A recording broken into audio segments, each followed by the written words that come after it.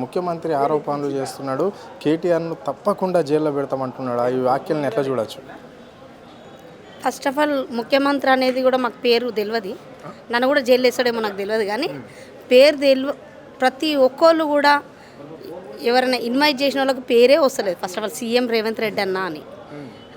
ఇక ఈ ఏంటంటే ఇప్పుడు ఒకటే వాళ్ళ నోట్లో కూడా కేటీఆర్ కేసీఆర్ అనే ఉంది కాబట్టి అదే పగతోటి పేరు రానోళ్ళనే వేస్తున్నాడు లోపట మా కేటీఆర్ అన్నని మీద.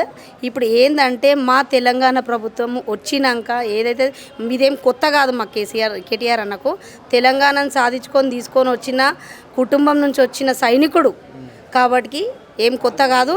పోయినా కానీ కడిగిన ముత్యంలాగానే లోపలికోసాడు చేశాడు. పెద్ద దొంగ సీఎం నువ్వు పెద్ద దొంగవు. అదే మెట్టుగూడ డివిజన్ నా డివిజన్లో దొరికిన దొంగవు నువ్వు. 50 లక్షలు తీసుకొని వచ్చి మా విజయపురి కాలనీ నా కాలనీ నా డివిజన్లో దొరికిన దొంగవు నువ్వు లోపల ఉండాల్సింది పోయి ఈరోజు మా కేటీఆర్ అన్న లోపల పెడతా అంటున్నావు. నీకు ఏమాత్రం న్యాయం చెప్పు?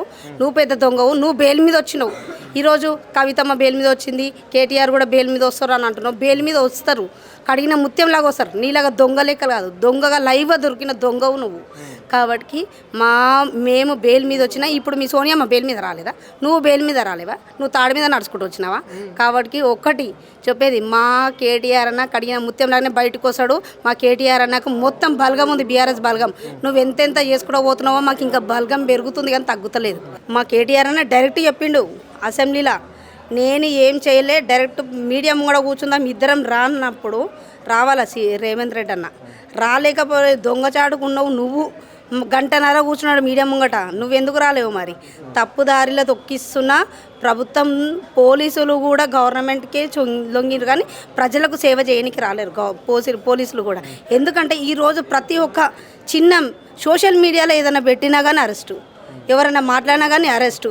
ఈరోజు మీరు మా కేటీఆర్ అన్న లోపటేసి మీ అన్నదమ్ములు జాగాలన్నీ కబ్జాలు చేసుకొని మా కేటీఆర్ అన్న వచ్చే వరకు అవన్నీ చేసుకోవాలని చూస్తున్నాము.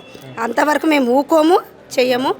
అక్కడ వరకు వెళ్ళినా కానీ కేటీఆర్ అన్న ఈరోజు మాకు ఒక పెద్ద పిల్లర్ కేటీఆర్ అన్న. ఆ పిల్లర్నే తీసేద్దామని పెట్టినోను. ఆ పిల్లర్ని తీసేస్తే ఇక్కడ మేమేం ఊకునే సమస్య లేదు. మేము మా పిల్లర్ ఎక్కడ పోదు ఇక్కడనే ఉంది.